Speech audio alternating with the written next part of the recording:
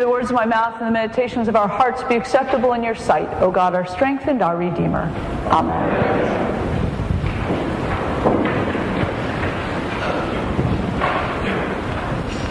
The prophet Isaiah has been painting a picture for us over these last 3 weeks of Advent. And the picture Isaiah has been painting is one of what it will be like when the Messiah arrives.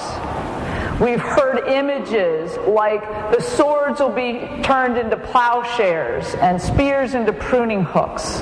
The ways will be made straight. The desert will bloom. Last Sunday we heard, the lion shall lie down with the lamb, and children will play over the dens of the adders. And this morning's lesson from Isaiah continues that just a little bit, but it gives us a little different piece of the picture. We hear this morning in our Old Testament a conversation between King Ahaz and the prophet Isaiah.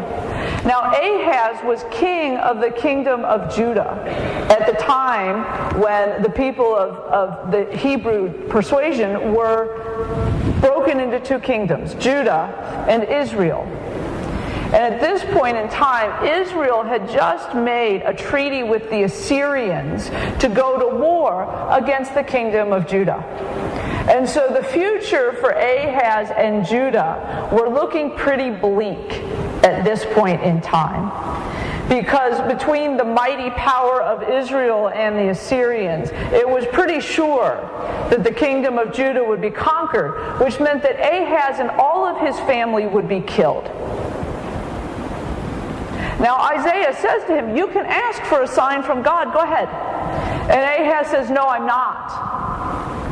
I believe, I have faith that God will take care of me and my family and my people and my nation. The reason why this is important is that it connects to our gospel lesson this morning from the first chapter of Matthew. What we heard this morning picks up right after a piece of Matthew's gospel we never read, which is the begats. And it details the house of David all through those kings. No one wants to read that reading because nobody can pronounce all the names. But our gospel lesson this morning picks up immediately following that piece of Matthew's gospel, which tells us that Ahaz is an ancestor of Joseph. And Matthew makes sure that we don't miss that because he says Joseph, son of David. Matthew wants to make sure we can't miss the connections between Joseph and Ahaz and David, so that we know and we are firmly rooted that when Jesus is called the Son of David, we know why and how that came about. But the reason it's important for us to hear that story of Ahaz is because if Ahaz had not trusted in God, had not believed that God would take care of him and his family, all of those other lovely prophecies about the coming of the Messiah and the child being born of the Virgin may not ever have happened. We also this morning hear this bit of reading about Joseph. I don't know about you, but I think Joseph gets really the short end of the stick. We hear all about Mary and the Virgin, and Joseph we hear about this morning. He gets some short play in the Christmas story as basically the one who led the donkey and knocked on the inn doors. We get a short bit about Joseph only in the Gospel of Luke when Jesus was 12. And you remember he stayed behind in Jerusalem after the festival and they had to go back. We hear a bit about Joseph then. But aside from that, Joseph just disappears from the Gospel narrative. And I think that's sort of too bad because we can imagine that Joseph played a really important role in the life of Jesus.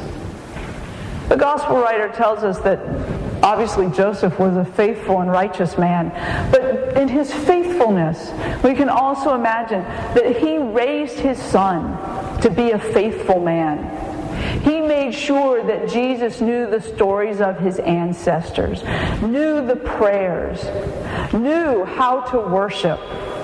He made sure that his son was guided in the right ways so that Jesus grew up to be a healthy, faithful man himself. We don't hear any of those stories. But I think we can imagine, if we take the stories we do know, that Joseph was a devoted father to Jesus.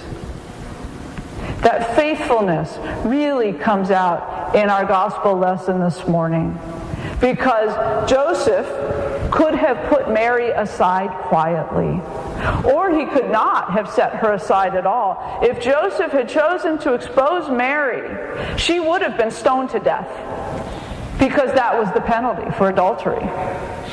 The story ends with Mary's stoning.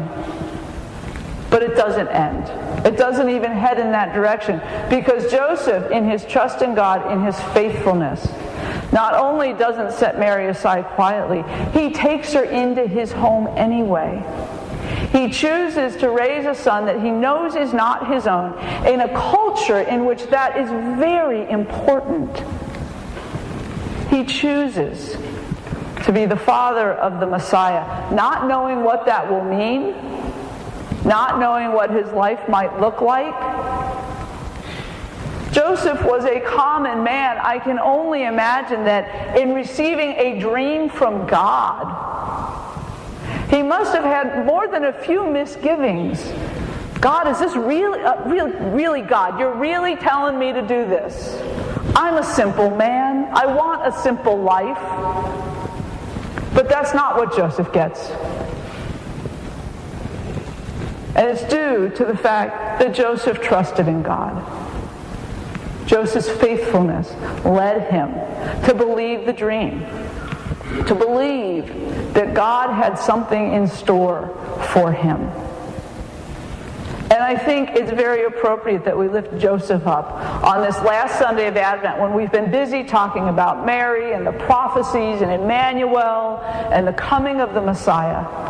We get a little bit of time today to lift up Joseph, to recognize his trust, his faithfulness, and that heritage is ours. Joseph is lifted up for us today and as an example for us to follow, for our own trust in God, our own faithfulness, our own believing that maybe when we're not so sure that we want to do what God has in store for us. Joseph is lifted up and said, trust in God. Be faithful to where God is leading you. It'll take you in places that you can't ask for or imagine, because in the end, it leads you straight to God's heart. Amen.